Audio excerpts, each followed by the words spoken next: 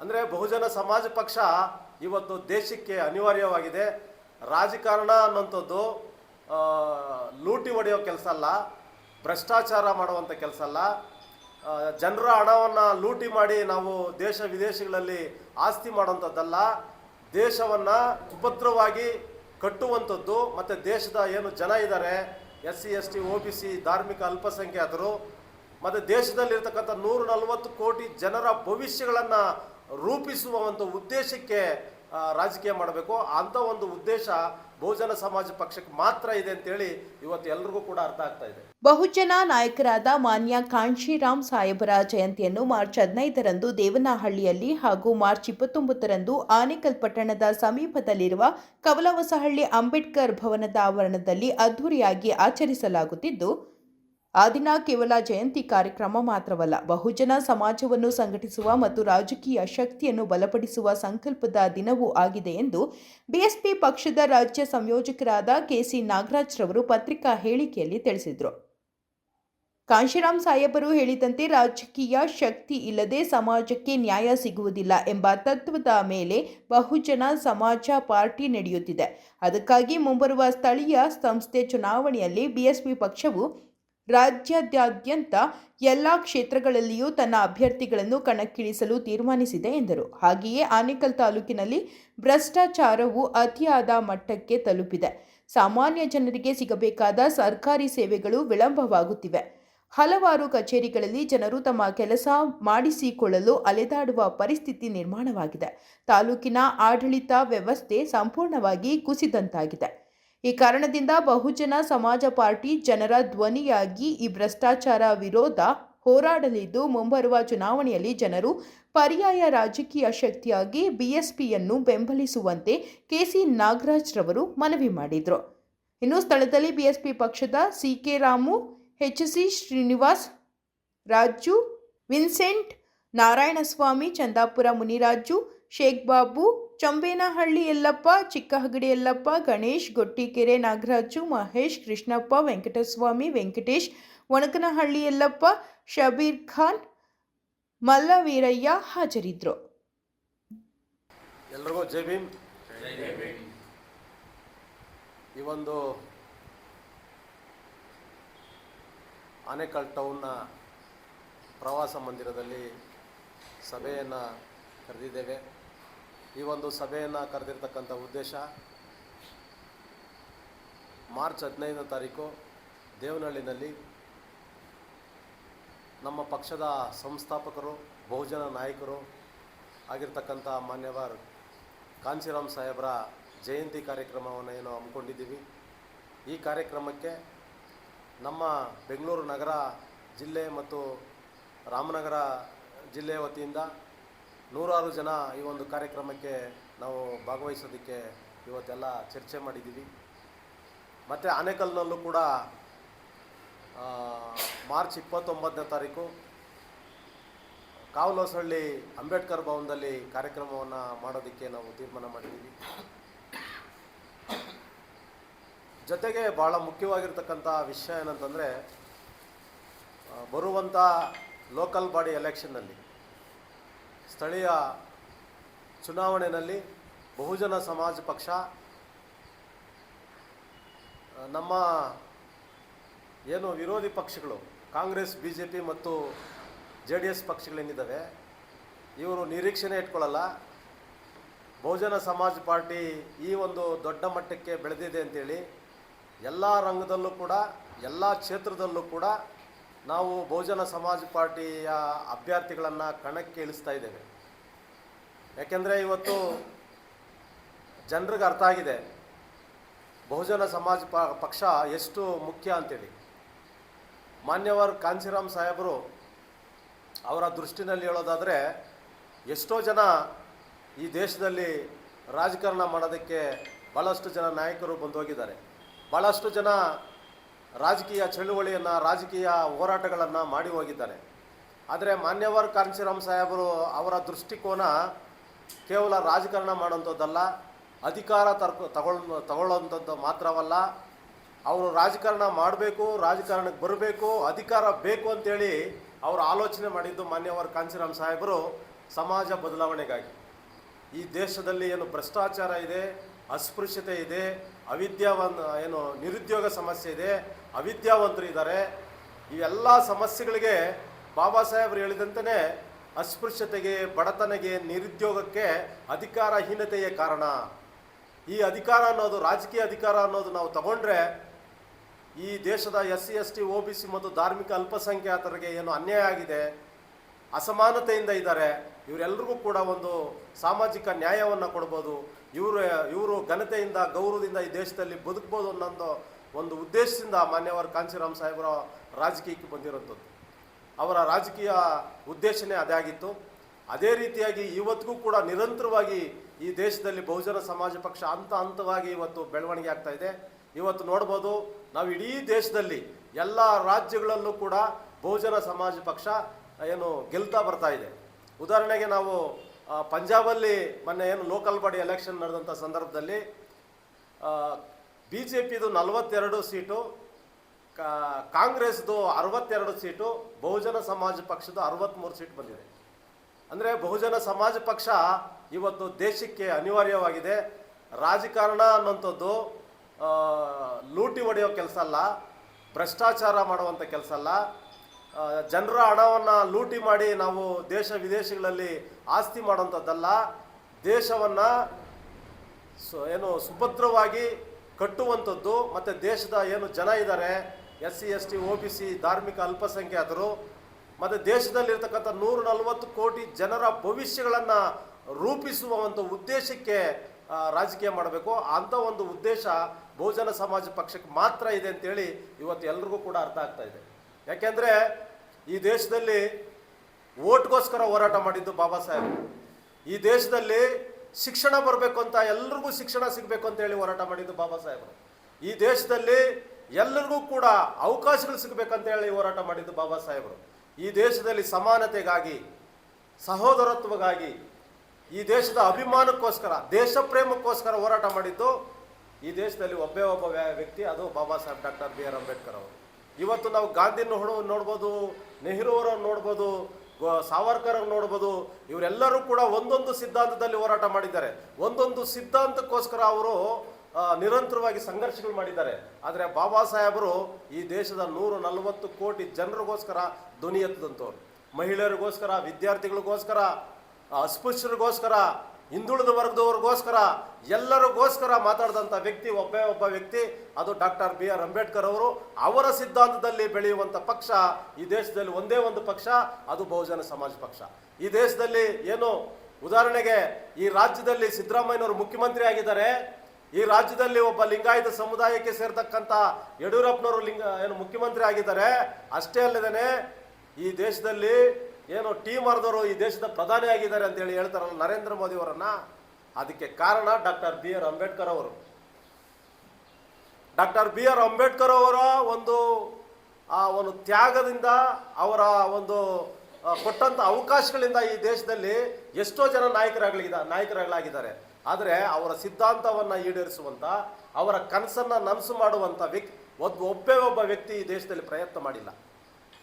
ಪ್ರಯತ್ನ ಮಾಡಿದ್ರೂ ಕೂಡ ಕಾಂಗ್ರೆಸ್ ಮತ್ತು BJPನಲ್ಲಿರ್ತಕ್ಕಂಥ ಅಂಬೇಡ್ಕರನ್ನ ಅಭಿಮಾನಿಸುವಂಥ, ಅಂಬೇಡ್ಕರ್ ವಾದಿಗಳಂತೂ ಅನ್ಸ್ಕೊಂಡಿರೋಂಥವ್ರು ಆ ಪಕ್ಷಗಳಿಗೆ ಹೋದರೆ ಎಲ್ಲರೂ ಕೂಡ ಬದಲಾವಣೆ ಆಗಿಬಿಡ್ತಾರೆ.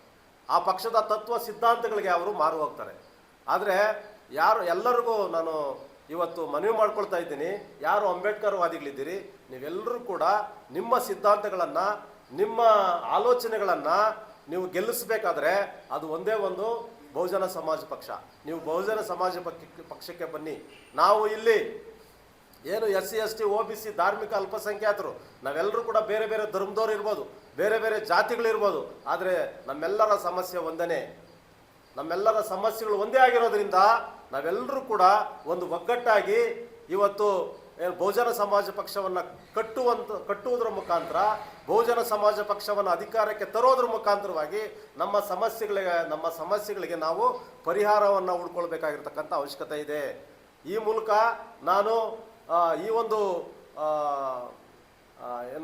ಪ್ರೆಸ್ ಮೀಟಲ್ಲಿ ಹೇಳುವಂಥದ್ದು ಏನಂತಂದರೆ, ಇವತ್ತು ಇಡೀ ರಾಜ್ಯದಲ್ಲಿ ಬಹುಜನ ಸಮಾಜ ಪಕ್ಷದ ವತಿಯಿಂದ ಮುಂದೆ ಬರುವಂಥ ಲೋಕಲ್ ಬಾಡಿ ಎಲೆಕ್ಷನ್ಗೆ ಅಭ್ಯರ್ಥಿಗಳನ್ನು ಏನು ಕಣಕ್ಕಿಳಿಸ್ತಾ ಇದ್ದೀವಿ.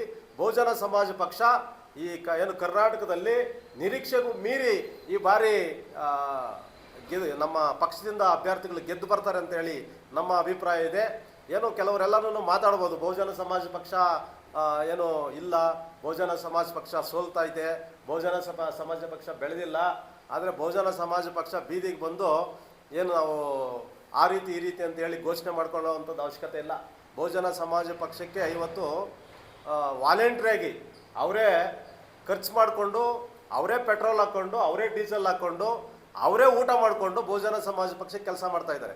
ಕಾಂಗ್ರೆಸ್ನಲ್ಲಿ, BJPನಲ್ಲಿ, JDSನಲ್ಲಿ ಒಂದು ಬಿರಿಯಾನಿ, 500 ರೂಪಾಯಿ ದುಡ್ಡು, ಒಂದು ಬೀರು ಬಾಟ್ಲ್ ಅಂತ ಘೋಷಣೆ ಮಾಡಿ ಯಾರು ನಾವು ಕರ್ಕೊಳ್ಳಲ್ಲ. ಬಹುಜನ ಸಮಾಜ ಪಕ್ಷದಲ್ಲಿರ್ತಕ್ಕಂಥ ಎಲ್ಲ ನಾಯಕರುಗಳು ಇವತ್ತೇನು ನಮ್ಮ OBC ಸಮುದಾಯದವರು ಇದ್ದಾರೆ, ಅಲ್ಪಸಂಖ್ಯಾತರಿದ್ದಾರೆ, SC STಗಳಿದ್ದಾರೆ, ಎಲ್ಲರೂ ಕೂಡ ಇವತ್ತಿದ್ದೀವಿ ಇಲ್ಲಿ. ಇದು ನಿಜವಾದ ಬಹುಜನ ಸಮಾಜ ಅಂತ ಹೇಳ್ಬಿಟ್ಟು ನಾವು ನೋಡ್ಬೋದು. ಇವರೆಲ್ಲರೂ ಕೂಡ ದೇಶ ಬದಲಾವಣೆ ಆಗಬೇಕು, ಸಮಾಜ ಬದಲಾವಣೆ ಆಗಬೇಕು, ನಮ್ಮ ದೇಶವನ್ನು ನಾವು ಕಾಪಾಡ್ಕೊಳ್ಬೇಕು. ನಮ್ಮ ದೇಶದಲ್ಲಿ ನಡೆಯುತ್ತಾ ಇರತಕ್ಕಂಥ ಭ್ರಷ್ಟಾಚಾರ, ಏನು ಜಾತಿ ವ್ಯವಸ್ಥೆ, ಅಸಮಾನತೆ, ನಿರುದ್ಯೋಗ ಇವೆಲ್ಲವೂ ತೊಲಗಬೇಕು. ಅದಕ್ಕೆ ಸರಿಯಾದಂಥ ಪಕ್ಷ ಬಹುಜನ ಸಮಾಜ ಪಕ್ಷ ಅಂತೇಳಿ ಇವತ್ತು ನಾವೆಲ್ಲ ನಮ್ಮ ಹಿರಿಯ ನಾಯಕರುಗಳು ಇವತ್ತು ಬಂದಿದ್ದಾರೆ, ನಮಗೆ ಮಾರ್ಗದರ್ಶನ ಮಾಡ್ತಾ ಇದ್ದಾರೆ. ಈ ಮುಖೇನ ಬಹುಜನ ಸಮಾಜ ಪಕ್ಷದ ವತಿಯಿಂದ ನಾವು ಎಲ್ಲರೂ ಕೂಡ ಹಂತವಾಗಿ ಇವತ್ತು ನಮ್ಮ ಆನೇಕಲ್ ತಾಲೂಕಿನಲ್ಲಿ ಹಳ್ಳಿಗೂ ನಾವು ಹೋಗ್ತಾ ಇದ್ದೀವಿ. ಇವತ್ತು ಮೊನ್ನೆ ಒಂದು ಏನು ಇಂಡ್ಲವಾಡಿ ಪಂಚಾಯಿತಿ ವ್ಯಾಪ್ತಿನಲ್ಲಿ ಪ್ರತಿಯೊಂದು ಮನೆಗೂ ಕೂಡ ಒಂದು ಓಟು ಕೊಡು, ಒಂದು ನೋಟು ಕೊಡು, ನಿಮ್ಮ ಏಳಿಗೆ ನಮಗೆ ಬಿಡು ಅನ್ನೋಂಥ ಒಂದು ಸ್ಲೋಗನ್ ಮುಖಾಂತರ ನಾವು ಮನೆಗೂ ಹೋಗ್ತಾ ಇದ್ದೀರಿ. ಮನೆಗೂ ಜನ ಏನು ಹೇಳ್ತಾ ಇದ್ದಾರೆ ಅಂದರೆ, ಈ ಪಕ್ಷ ಗೆಲ್ಲಬೇಕು, ಈ ಪಕ್ಷ ಅಧಿಕಾರಕ್ಕೆ ಬರಬೇಕು ಅಂತೇಳಿ ಎಲ್ಲರೂ ಕೂಡ ನಮಗೆ ಭಾಳ ಒಂದು ಸಪೋರ್ಟನ್ನು ಮಾಡ್ತಾ ಇದ್ದಾರೆ. ನಮಗೆ ತುಂಬ ಏನು ಒಂದು ಖುಷಿ ಆಗ್ತಾ ಇದೆ. ಬಹುಜನ ಸಮಾಜ ಪಕ್ಷವನ್ನು ಈ ತಾಲೂಕಿನಲ್ಲಿ, ಈ ರಾಜ್ಯದಲ್ಲಿ ಗೆಲ್ಲಿಸ್ತೀವಿ, ಅಧಿಕಾರಕ್ಕೆ ತರಿಸ್ತೀವಿ. ಈ ಸಮಾಜಕ್ಕೆ ಒಂದು ಪರಿಹಾರವನ್ನು ಹುಡುಕಿ ಈ ಪಕ್ಷದ ಮುಖಾಂತರವಾಗಿ ಬಗೆಹರಿಸ್ತೀವಿ ಅನ್ನೋಂಥ ಉದ್ದೇಶ ನಮಗಿದೆ. ಇದುವರೆಗೂ ನಾನು ಮಾತನಾಡೋದಕ್ಕೆ ಅವಕಾಶ ಮಾಡಿಕೊಟ್ಟಂಥ ತಮ್ಮೆಲ್ಲರಿಗೂ ವಂದಿಸ್ತಾ ಇದ್ದೇನೆ. ನಮ್ಮ ಪಕ್ಷದ ರಾಜ್ಯ ಮತ್ತು ಜಿಲ್ಲಾ ತಾಲೂಕು ಪದಾಧಿಕಾರಿಗಳೇ, ಬಹುಜನ ಸಮಾಜ ಪಕ್ಷದ ಕಾರ್ಯಕರ್ತರೇ, ಇವತ್ತು ನಾವು ಇಲ್ಲಿ ಸಭೆ ಮತ್ತು ಪತ್ರಿಕಾಗೋಷ್ಠಿ ಮಾಡೋ ಉದ್ದೇಶ ಒಂದೇ. ಏನೊಬ್ಬ ಮಹಾನ್ ನಾಯಕರು, ಬಾಬಾ ಸಾಹೇಬರ ನಂತರ ಒಬ್ಬ ಮಹಾನ್ ನಾಯಕರು ಇವತ್ತು ಈ ತಿಂಗಳು 15ನೇ ತಾರೀಕು ಅವರ ಜನ್ಮದಿನ ಇದೆ. ನಮ್ಮ ರಾಜ್ಯ ಸಮಿತಿ ಕೃಷ್ಣಮೂರ್ತಿ ಸಾಹೇಬರ ಅಧ್ಯಕ್ಷತೆಯಲ್ಲಿ, ನಾಯಕತ್ವದಲ್ಲಿ ಇವತ್ತು ದೇವನಹಳ್ಳಿಯಲ್ಲಿ ಈ ತಿಂಗಳು ಅವರ ಜನ್ಮದಿನ ಅಂಗವಾಗಿ ದೊಡ್ಡ ಬೃಹತ್ ಕಾರ್ಯಕ್ರಮವನ್ನು ಹಮ್ಮಿಕೊಂಡಿದ್ದಾರೆ. ಅದರ ಪೂರಕವಾಗಿ ನಾವು ಆನೇಕಲ್ ತಾಲೂಕು ಘಟಕ ಬಹುಜನ ಸಮಾಜ ಪಾರ್ಟಿ ಮತ್ತು ಜಿಲ್ಲಾ ಘಟಕ ಮತ್ತು ನಮ್ಮ ಆತ್ಮೀಯರು ಸ್ನೇಹಿತರಂತ ನಾಗರಾಜ್ ಸರ್ ಅವರ ಸಮ್ಮುಖದಲ್ಲಿ ಸಭೆಯನ್ನು ಕರೆದಿದ್ದು, ಈಗಾಗಲೇ ನಾವು ಅನೇಕ ಚರ್ಚೆಗಳನ್ನು ಮಾಡಿದ್ವಿ. ಕಾಂಚನಮ್ಮ ಸಾಹೇಬರ ಜನ್ಮದಿನಕ್ಕೆ ಯಾವ ರೀತಿ ನಾವು ಎಷ್ಟು ಸಾವಿರ ಜನ ಹೋಗ್ಬೇಕು, ಹೆಂಗೆ ಹೋಗ್ಬೇಕಂದ್ರೆ ಚರ್ಚೆ ಮಾಡಿದ್ವಿ. ಮತ್ತು ಮುಂದಿನ ದಿನಗಳಲ್ಲಿ ತಾಲೂಕಲ್ಲಿ ಮತ್ತು ಜಿಲ್ಲಾ ಮಟ್ಟದಲ್ಲಿ ಬಹುಜನ ಸಮಾಜ ಪಾರ್ಟಿ ಹೆಂಗೆ ಸಂಘಟನೆ ಮಾಡಬೇಕು, ಯಾವ ರೀತಿ ಮಾಡಬೇಕಂತ ಚರ್ಚೆ ಮಾಡಿ ತೀರ್ಮಾನ ಕೈಗೊಳ್ಳಿದ್ದೀವಿ. ಆನೇಕಲ್ ತಾಲೂಕಲ್ಲಿ ನಮ್ಮ ಯಲ್ಲಪ್ಪ ಅವರ ಅಧ್ಯಕ್ಷತೆಯಲ್ಲಿ ಬಹುಜನ ಸಮಾಜ ಪಾರ್ಟಿ ಮತ್ತು ಇತರೆ ನಮ್ಮ ಎಲ್ಲ ತಾಲೂಕು ಅಧ್ಯಕ್ಷರ ಸಮಕ್ಷಮದಲ್ಲಿ ಪಕ್ಷವನ್ನು ಬೆಳೆಸ್ತಾ ಇದ್ದಾರೆ. ಜೊತೆಲಿ ನಾನು ಸಹ ಹಿರಿಯ ಬಹುಜನ ಸಮಾಜ ಪಾರ್ಟಿ ಒಬ್ಬ ಕೆಲಸ ಮಾಡ್ತಾಯಿದ್ದೀನಿ. ನಮ್ಮ ನಾಗರಾಜ್ ಸರ್ ಇದ್ದಾರೆ, ನಮ್ಮ ಜಿಲ್ಲಾಧ್ಯಕ್ಷರಿದ್ದಾರೆ, ಜಿಲ್ಲಾ ಉಪಾಧ್ಯಕ್ಷರಿದ್ದಾರೆ, ಜಿಲ್ಲಾ ಪ್ರಧಾನ ಕಾರ್ಯದರ್ಶಿಗಳಿದ್ದಾರೆ, ನಮ್ಮ ಬೊಮ್ಮನಹಳ್ಳಿ ನಮ್ಮ ಆತ್ಮೀಯರು ಸ್ನೇಹಿತರು ಇವರೆಲ್ಲ ಇದ್ದಾರೆ. ಎಲ್ಲ ಒಂದು ಕಡೆ ಕರ್ನಾಟಕ ರಾಜ್ಯದಲ್ಲಿ ಒಂದು ಹೊಸ ಬೆಳವಣಿಗೆ ಆಗ್ತಾಯಿದೆ. ಕರ್ನಾಟಕ ರಾಜ್ಯ ನಾವೆಲ್ಲ ನೋಡಿರೋ ಸರ್ಕಾರಗಳು, ಸ್ವತಂತ್ರ ಬಂದಾಗಿಂದಲೂ ಇಲ್ಲಿವರೆಗೂ ನಾವು ನೋಡಿರೋ ಸರ್ಕಾರಗಳು 2023-24 ಚುನಾವಣೆ ಏನು ಇಡೀ ರಾಜ್ಯನೇ ಒಂದು ಹೊಸ ಕನಸುಗಳನ್ನು ಕಂಡು, ಒಂದು ಹೊಸ ನೆನಪನ್ನೆಲ್ಲ ಕಂಡು ಒಂದು ಕಾಂಗ್ರೆಸ್ ಸರ್ಕಾರಕ್ಕೆ ಹೆಚ್ಚು ಬಹುಮತವನ್ನು ಈ ನಾಡಿನ ಮಕ್ಕಳು ಭೂಮಿ ಬೇಕು ಮತ್ತು ನಿವೇಶನ ಬೇಕು, ಸಾಮಾಜಿಕ ನ್ಯಾಯ ಸಮಾನತೆ ಸೋದರತೆ ಬೇಕು, ಒಳ್ಳೆ ಶಿಕ್ಷಣ ಬೇಕು, ಉದ್ಯೋಗ ಬೇಕು ಅಂತ ಈ ತೀರ್ಮಾನ ತಗೊಂಡು ಒಳ್ಳೆ ಸರ್ಕಾರ ಮಾಡೋದಕ್ಕೆ ತೀರ್ಮಾನ ತಗೊಂಡು ಅದು ಕಾಂಗ್ರೆಸ್ ಸರ್ಕಾರಕ್ಕೆ ಬಹುಮತ ಕೊಟ್ಟು ಎಲ್ಲ ಒಂದು ಕಡೆ ಕಾಂಗ್ರೆಸ್ ಸರ್ಕಾರನೂ ಕೂಡ ಭಾರತೀಯ ಜನತಾ ಪಾರ್ಟಿಗೂ ಡಬ್ಬಲ್ಲು ಇಂಜಿನ್ ಆಗೋ ಮಾಡ್ತಲೇ ಬಂದಿದೆ. ಭ್ರಷ್ಟಾಚಾರದಲ್ಲಿ ಅವರೇನೋ 45% 50% ಅಂದ್ಬಿಟ್ಟು ಡಿಲ್ಲಿಯಿಂದ ಬಂದು ನಮ್ಮ ರಾಹುಲ್ ಗಾಂಧಿ ಸಾಹೇಬರು ಇವೆಲ್ಲ ಸೇರಿಕೊಂಡು ATM ಓಪನ್ ಮಾಡೋದು ಬೆಂಗಳೂರಲ್ಲಿ. ಇವತ್ತು 99 ಭಾಗ ನಾನೇ ಹೇಳ್ತಾ ಇದ್ದೀನಿ, 99 ಭಾಗ ಭ್ರಷ್ಟಾಚಾರ ಇಡೀ ರಾಜ್ಯದಲ್ಲಿ ಮುಳುಗಿದೆ. ಭ್ರಷ್ಟರ ಸರ್ಕಾರ ಆಗಿದೆ. ಈಗ ಎಲ್ಲೋ ಬಿಹಾರ, ರಾಜಸ್ಥಾನ, ಮಧ್ಯಪ್ರದೇಶ, ಉತ್ತರ ಪ್ರದೇಶ, ಮಹಾರಾಷ್ಟ್ರದಲ್ಲಿ ದೊರಡೆಗಳು, ಕಳ್ತನಗಳು, ರೇಪ್ಗಳು, ಗೂಂಡಗಳು, ಪೋಖರಿಗಳು, ಪುರೋಡಿಗಳು ಸರ್ಕಾರ ನಡೆಸ್ತಾರೆ ಅಂತ ಮೊದಲು ಕೇಳ್ತಾ ಇದ್ದೀವಿ. ಇವತ್ತು ಅಂಥ ಕಠಿಣವಾದ ರಾಜ್ಯಗಳು ಸಾಮಾಜಿಕ ನ್ಯಾಯ ಸಮಾನತೆ ಸೋದರತೆ ಬಂದಿದೆ. ಕರ್ನಾಟಕದ ಒಂದು ಇಡೀ ಇಂಡಿಯಾದಲ್ಲಿ ಕರ್ನಾಟಕದ ಒಂದು ಇತಿಹಾಸನೇ ಇದೆ. ಇಡೀ ಇಂಡಿಯಾದಲ್ಲಿ 30 ರಾಜ್ಯಗಳಲ್ಲಿ ಕರ್ನಾಟಕದ ಅದರದ್ದೇ ಒಂದು ಸೊಗಡಿದೆ. ಒಂದು ಕರುಣೆ, ಪ್ರೀತಿ, ಸ್ನೇಹ ಸಂಬಂಧದಂಥ ರಾಜ್ಯ ಅದು ಕರ್ನಾಟಕ. ಇಲ್ಲಿ ಉಳಿದಂಥ ದಾಸರು, ಸಾಹಿತಿಗಳು, ಕವಿಗಳು, ನಮ್ಮ ಹಿರಿಯರೆಲ್ಲ ಇಲ್ಲಿ ನಾಡನ್ನು ಕಳೆದಂಥ ಒಂದು ಹೆಸರಿದೆ. ಇವತ್ತು ಹೆಸರನ್ನೇ ಕಳ್ಕೊಂಡ್ಬಿಡೋದು ನಮ್ಮ ಕರ್ನಾಟಕ ರಾಜ್ಯ. ಆ ಹೆಸರೇ ಇಲ್ಲ. ಇವತ್ತು ಭ್ರಷ್ಟಾಚಾರದಲ್ಲಿ ಒಳ್ಳೆಯ ಹೆಸರು ತೊಗೊಂಡಿದೆ, ಲೂಟಿಕೋರು ಸರ್ಕಾರ ಆಗಿದೆ. ಆಮೇಲೆ ದೊರಡೆಕೋರು ಎಲ್ಲಿಂದನೋ ಬಂದು ಬೇರೆ ಬೇರೆ ರಾಜ್ಯಗಳಿಂದ ಬಂದು ನಮ್ಮ ರಾಜ್ಯದಲ್ಲಿ ಬ್ಯಾಂಕ್ ಲೂಟಿ ಮಾಡ್ತವ್ರೆ ದೊರಡೆಕೋರು. ಅಂದರೆ ಅವರ ರಾಜ್ಯಗಳಲ್ಲೆಲ್ಲ ಟೈಟಾಗಿದೆ, ಅಲ್ಲಿ ಶಿಸ್ತಾಗಿದೆ ಪೊಲೀಸು. ಕರ್ನಾಟಕದಲ್ಲಿ ಪೊಲೀಸವರು ಮಲಗಿದ್ದಾರೆ, ಸರ್ಕಾರ ಮಲಗಿದೆ. ಕೋಟ್ಯಾಂತರ ರೂಪಾಯಿ ಈಗಾಗಲೇ ನಾವೆಲ್ಲ ನೋಡಿದ್ದೀವಿ. ಇದ್ರ ವಿರೋಧ ಇದೆ ಬಹುಜನ ಸಮಾಜ ಪಾರ್ಟಿ ಇದೆ.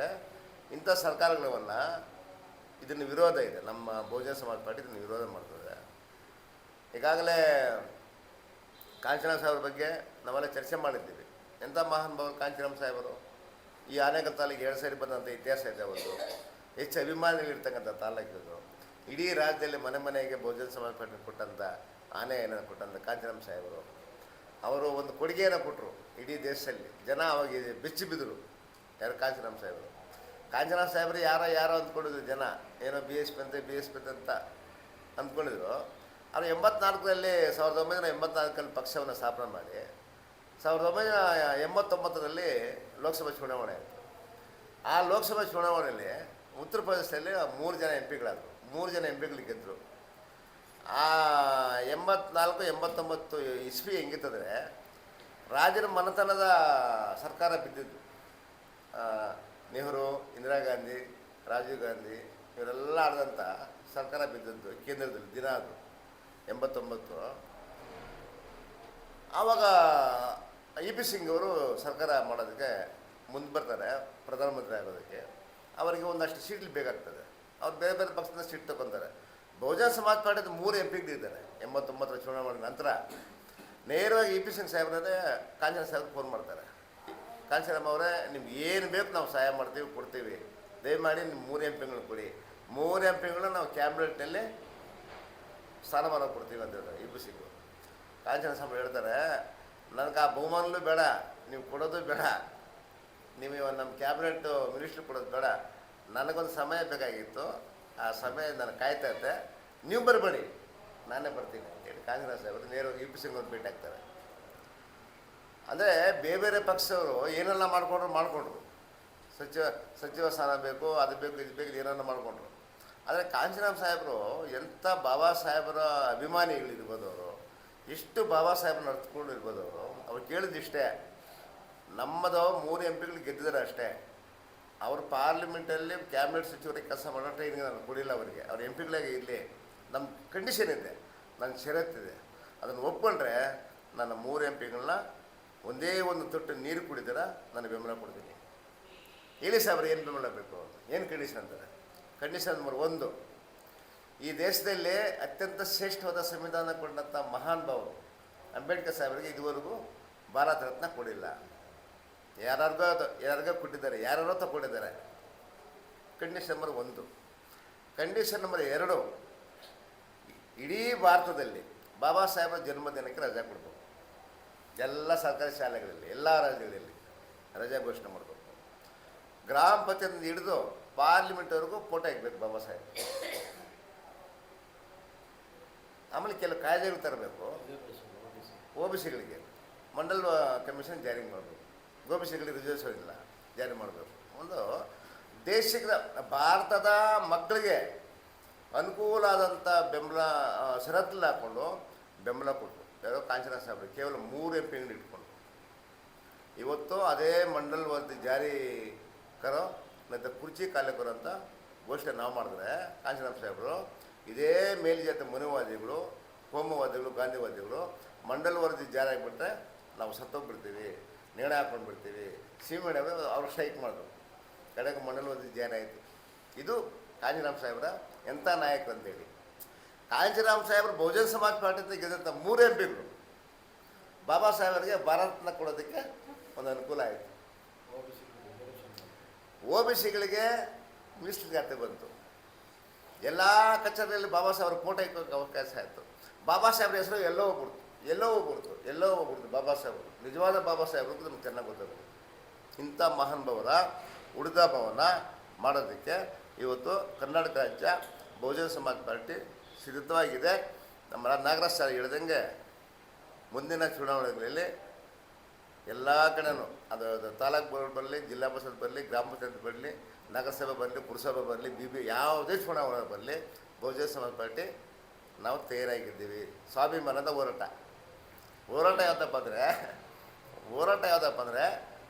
ರಾಜಕೀಯ ಹೋರಾಟ. ಓಟ್ ಹಮಾರ ರಾಷ್ಟ್ರ ಹಮಾರ ನೈ ಚಲೆಗ ಕಾಂಚನ ಸಾಹೇಬರ ಘೋಷಣೆ ಹಾಕ್ಕೊಂಡು ವಿಶೇಷವಾಗಿ ಈ ಪತ್ರಿಕಾಗೋಷ್ಠಿಯಲ್ಲಿ ನಾನು ನಿಮಗೂ ಒಂದು ಮನವಿ, ಆನೇಕಲ್ ತಾಲೂಕು ಮೀಸಲು ಕ್ಷೇತ್ರ, ಈ ಮೀಸಲು ಕ್ಷೇತ್ರದಲ್ಲಿ ಆಡಳಿತ ಏನು ನಡೀತದೋ ಅದು ನಮ್ಗೆ ಹಿರಿಯ ಹೋರಾಟಗಾರರಿಗೆ ಒಬ್ಬರಿಗೂ ಇಡಿಸ್ತಲ್ಲ, ನಮ್ಗೆ ಸಿಸ್ಟಮೆಟಿನೇ ಇಡಿಸಲ್ಲ.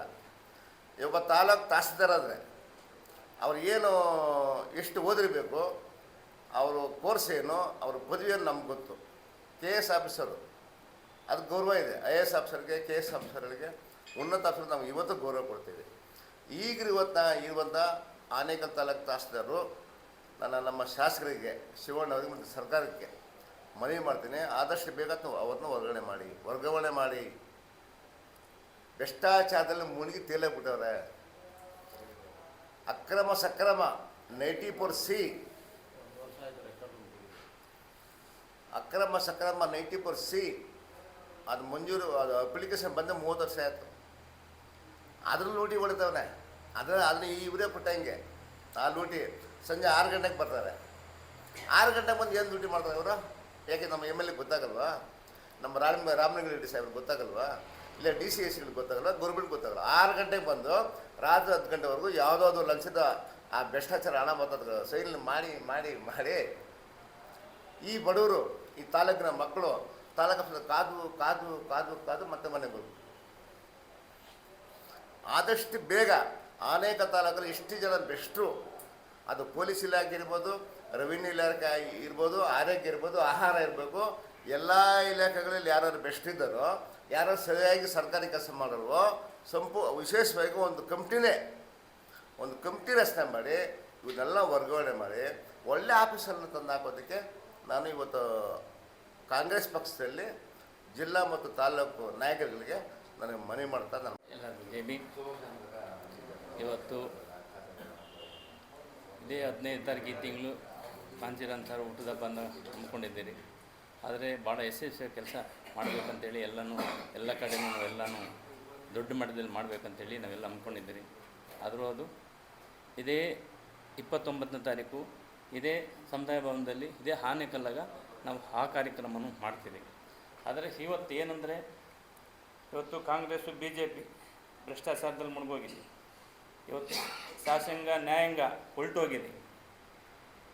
ಯಾಕಂದರೆ ನಾನು ಯಾಕೆ ಇವೆಲ್ಲ ಹೇಳ್ತೀನಂದರೆ, ನಾನು ಒಂದು ಓಟ್ ಕೊಡಿ ಒಂದು ನೋಟ್ ಕೊಡಿ ಅನ್ನೋ ಹೊತ್ನಾಗ ಆ ಜನಗಳಿಗೆ ಕಷ್ಟ ಕೇಳಿದಾಗ ಇವತ್ತು ಯಾವುದು ಅನಿವಾರ್ಯ ಇದೆ ಅಂದರೆ ಇದು BSV ಅನಿವಾರ್ಯ ಇದೆ.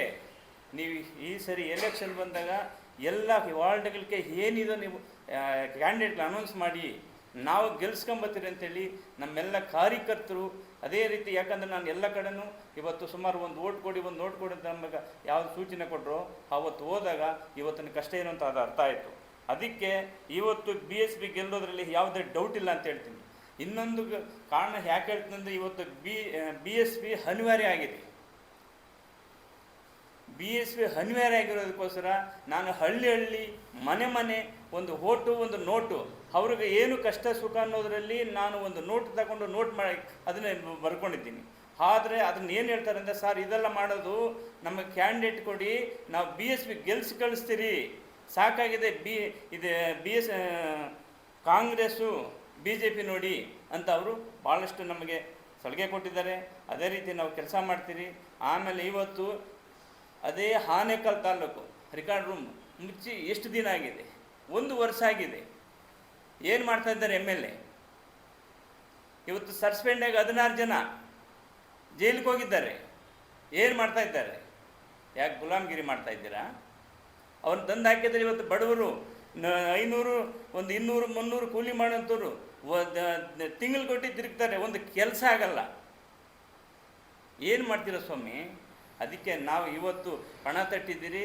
ಇದೇ ಕಾಂಶಿರಾಮ್ ಸಾರು ಹುಟ್ಟುಹಬ್ಬವನ್ನು ನಾವು ಮುಗಿಸ್ಕೊಂಡು ಪ್ರತಿ ಹಳ್ಳಿಗೆ ನಾನೊಬ್ಬ ಜಿಲ್ಲಾಧ್ಯಕ್ಷನಾಗಿ ಎಲ್ಲರನ್ನು ಒಗ್ಗೂಡಿಸ್ಕೊಂಡು ನಾವು ಈ ಸರಿ ಎಲ್ಲ ಕಡೆ ಕ್ಯಾಂಡಿಡೇಟ್ಗಳಾಗಿ ಗೆಲ್ಸ್ಕೊಂಬರ್ತೀರಿ. ಈ ಸರಿ ನಮ್ಮ ಪಕ್ಷ ಬಲಪಡಿಸ್ರಿ ಅಂತ ಹೇಳಕ್ಕೆ ಇಷ್ಟಪಡ್ತೀನಿ. ಎಲ್ಲರಿಗೂ ಜೈ ಭೀಮ್. ಆನೇಕಲ್ ತಾಲೂಕಿನ ಬಹುಜನ್ ಸಮಾಜ ಪಕ್ಷದ ಎಲ್ಲ ಹಿರಿಯ ನಾಯಕರು ಇಲ್ಲಿ ಪ್ರೆಸ್ ಮೀಟಿಂಗ್ನಲ್ಲಿದ್ದೀವಿ. ಆನೇಕಲ್ ತಾಲೂಕಲ್ಲಿ ತಾಲೂಕು ಆಫೀಸು ಈ ಲ್ಯಾಂಡ್ ಬಿಸ್ನೆಸ್ ಥರ ಆಗಿಬಿಟ್ಟಿದೆ. ಯಾಕೆ ಲ್ಯಾಂಡ್ ಬಿಸ್ನೆಸ್ ಥರ ಆಗ್ಬಿಟ್ಟದೆ ಅಂದರೆ, ಈಗ ಒಂದು ಸಾಗುವಳಿ ಚೀಟಿ ತಗೊಬೇಕಾದ್ರೆ ಅವನ್ನ ಡಿಮ್ಯಾಂಡ್ ಮಾಡ್ತಾರೆ, 20,000 15,000 ಕೊಡು, 20,000 ಕೊಡು ಅಂತೇಳಿ ಡಿಮ್ಯಾಂಡ್ ಮಾಡ್ತಾರೆ. ಇಲ್ಲಪ್ಪ ನೀವು ನಮ್ಮದೇನೆಲ್ಲ ಸಾಹೇಬ್ರ ಹತ್ರ ಹೋಗ್ಬಿಡ್ರಿ, ತಹಸೀಲ್ದಾರ್ ಹತ್ರ ಅದ್ರ ಅಂತೇಳಿದ್ರೆ ತಹಸೀಲ್ದಾರ್ ಡಿಮ್ಯಾಂಡ್ ಹೇಳ್ತಾನೆ, 1 ಲಕ್ಷ ಕೊಡು ನಾನು ಮಾಡ್ತೀನಿ, ಇಲ್ಲಾಂದರೆ ಮಾಡಲ್ಲ ಹೋಗ್ರಿ ಅಂಥೇಳಿ ಅವ್ರನ್ನ ಷರತ್ತನ್ನು ಹಾಕ್ತಾರೆ.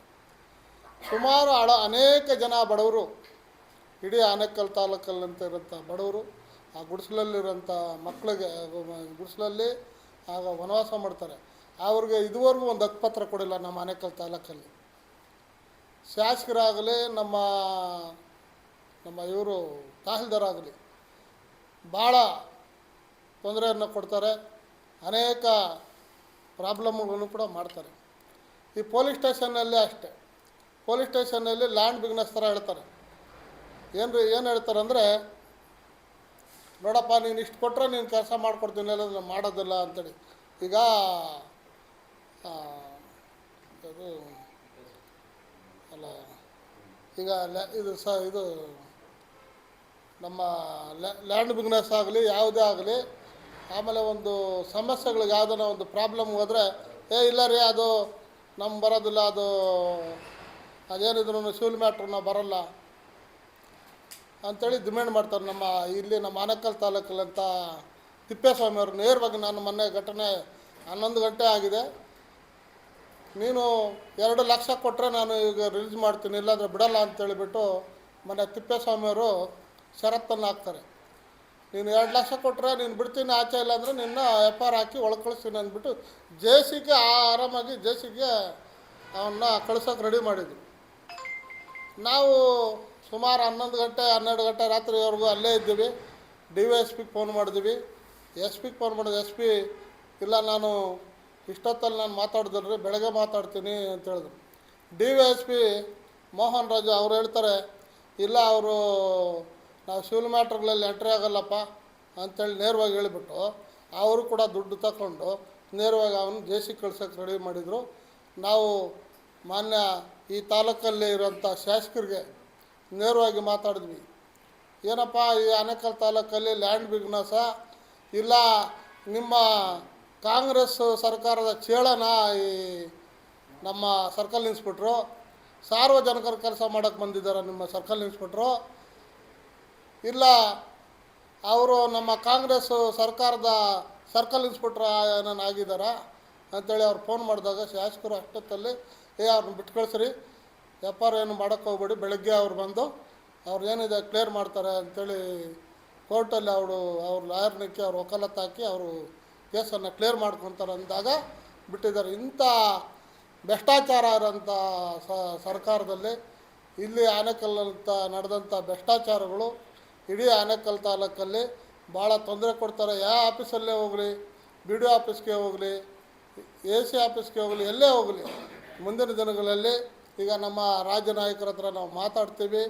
ದಾದಾ ಸಾಹೇಬ್ ಕಾಂಚೀರಾಮ್ ಸಾಹೇಬರ ಕಾರ್ಯಕ್ರಮ ಮುಗಿದ ನಂತರ ಇಡೀ ಹಳ್ಳಿಗಳಲ್ಲಿ ನಾವು ಕಾರ್ಯಕರ್ತರನ್ನೆಲ್ಲ ಬಲಪಡಿಸ್ಕೊಂಡು ಇಡೀ ಹಳ್ಳಿಗಳಲ್ಲಿ ಏನು ಸಮಸ್ಯೆಗಳಿದೆ, ನೀರಿನ ಕೊರತೆಗಳೇನಿದೆ, ರೋಡ್ಗಳ ಕೊರತೆಗಳೇನಿದೆ, ಅವರ ಕಷ್ಟ ಸುಖ, ಅವರು ಏನಿದೆ, ಏನು ಪ್ರಾಬ್ಲಮ್ ಇದೆ, ಅದೆಲ್ಲ ನಾವು ತಿಳ್ಕೊಂಡು ಇಡೀ ಹಳ್ಳಿಗಳಲ್ಲಿ ಕೂಡ ನಮ್ಮ ರಾಜ್ಯ ನಾಯಕರು, ನಮ್ಮ ಜಿಲ್ಲಾ ನಾಯಕರನ್ನ ಕರ್ಕೊಂಡು ಭೇಟಿ ಕೊಟ್ಟು ಉಗ್ರವಾದ ಈ ಆನೇಕಲ್ ತಾಲೂಕಲ್ಲಿ ಈ ಭ್ರಷ್ಟಾಚಾರರ ಅಧಿಕಾರಿಗಳನ್ನು ನಾವು ತೊಲಸೋ ಒಂದು ಕಾರ್ಯಕ್ರಮವನ್ನು ಹಮ್ಮಿಕೊತೀವಿ ಅಂತೇಳಿ ನಮ್ಮ ರಾಜ್ಯ ನಾಯಕರಲ್ಲಿ ನಾವು ಮನವಿ ಮಾಡ್ಕೊತೀವಿ. ಅವ್ರ ಹತ್ರ ನಾವು ಕೇಳ್ಕೊತೀವಿ. ಇಂಥ ಭ್ರಷ್ಟಾಚಾರ ನಾಯಕರು ನಮ್ಮ ಆನೇಕಲ್ ತಾಲೂಕಲ್ಲಿ ಬೇಡ. ಶಿವಣ್ಣವರೇ, ದಯವಿಟ್ಟು ಮುಂದಿನ ದಿನಗಳಲ್ಲಿ ಭ್ರಷ್ಟಾಚಾರಗಳ ಸರ್ಕಲ್ ಇನ್ಸ್ಪೆಕ್ಟ್ರನ್ನ, ಈ DYSPನ ನೀವು ಅವ್ರನ್ನ ವಜಾ ಮಾಡಿಸ್ಬೇಕು, ಇಲ್ಲ ಸಸ್ಪೆಂಡ್ ಮಾಡಬೇಕು, ಇಲ್ಲ ಬೇರೆ ಕಡೆ ವರ್ಗಾವಣೆ ಮಾಡಿದ್ರೆ ಸರಿ. ಇಲ್ಲ ಅಂದರೆ ನಾವು ಬಹುಜನ ಸಮಾಜ ಪಾರ್ಟಿ ಮುಂದಿನ ದಿನಗಳಲ್ಲಿ ಉಗ್ರ ಹೋರಾಟ ಮಾಡ್ತದೆ ಅಂತೇಳಿ ನನ್ನ ಮಾತನ್ನು ಮುಗಿಸ್ತೇನೆ. ಬಹುಜನ ಬಂಧುಗಳೇ, ಮಾಧ್ಯಮ ಮಿತ್ರಗಳಿಗೆ ನಿಮ್ಮ ಸ್ವಾಗತ ಕೋರುತ್ತಾ,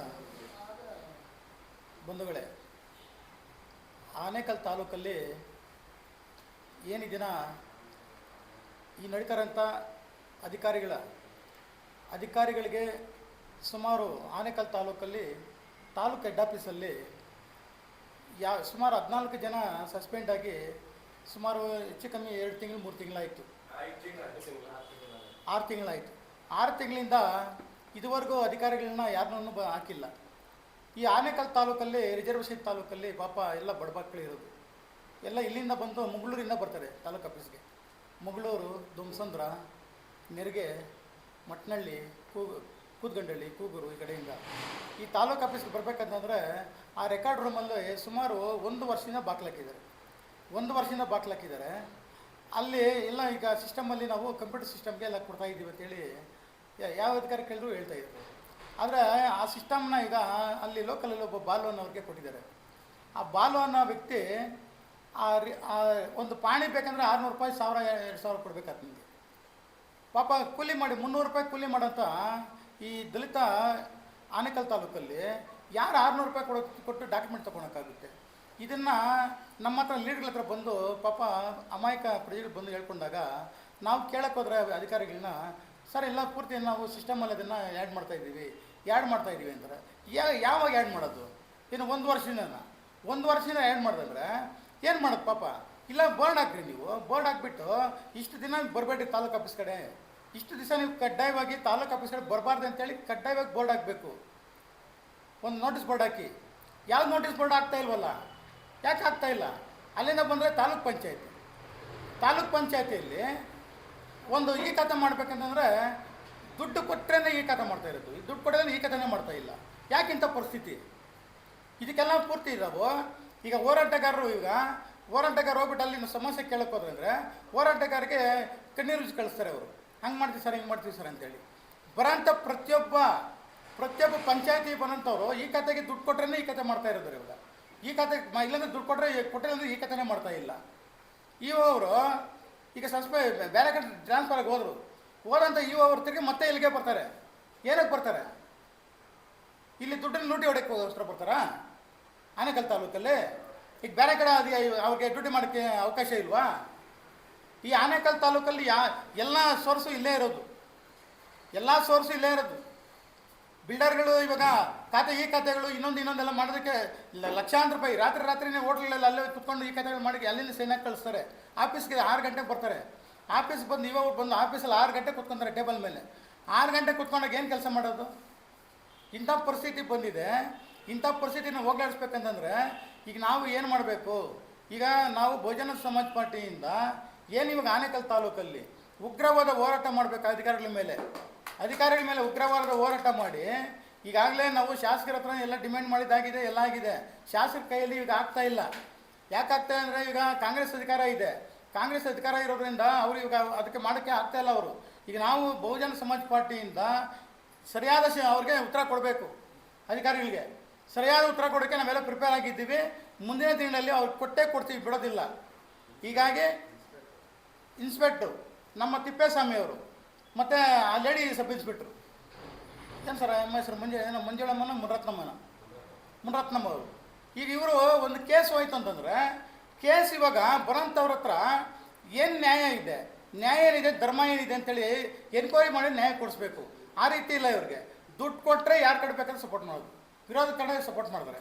ಇಂಥ ಪರಿಸ್ಥಿತಿ ಇರೋದ್ರಿಂದ ಮಾನ್ಯ ಶಾಸಕರು ಈ ಅಧಿಕಾರಿಗಳನ್ನ ತಿಪ್ಪೇಸ್ವಾಮಿ ಆಗಲಿ ಮತ್ತು ಈ ನಮ್ಮ ಸಬ್ ಇನ್ಸ್ಪೆಕ್ಟರ್ ಆಗಲಿ ಇವ್ರನ್ನ ದಯವಿಟ್ಟು ವರ್ಗಾವಣೆ ಮಾಡಬೇಕು. ವರ್ಗಾವಣೆ ಮಾಡಿಲ್ಲ ಅಂತಂದರೆ ಪೊಲೀಸ್ ಠಾಣೆ ಮುಂದೆ ಉಗ್ರವಾದ ಹೋರಾಟ ಮಾಡೋಕ್ಕೆ ನಾವು ರೆಡಿ ಇದ್ದೀವಿ. ಬಹುಜನ ಸಮಾಜ ಪಾರ್ಟಿಯಿಂದ, ಬಹುಜನ ಸಮಾಜ ಪಾರ್ಟಿ ಮತ್ತು DSSಗಳ ಎಲ್ಲ ನಾವು ಸಂಘ ಸಂಸ್ಥೆಗಳು ಮತ್ತು ನಮ್ಮ ಬಹುಜನ ಸಮಾಜ ಪಾರ್ಟಿ ಎಲ್ಲ ಸೇರಿ ಉಗ್ರವಾದ ಹೋರಾಟ ಮಾಡಿ ಮುಂದಿನ ಎಚ್ಚರಿಕೆ ಕೊಡ್ತೀವಿ ಅಂತೇಳಿ ನಾನು ಈ ಸಂದರ್ಭದಲ್ಲಿ ಮಾಡ್ತಾ ಜೈ ಭೀಮ್.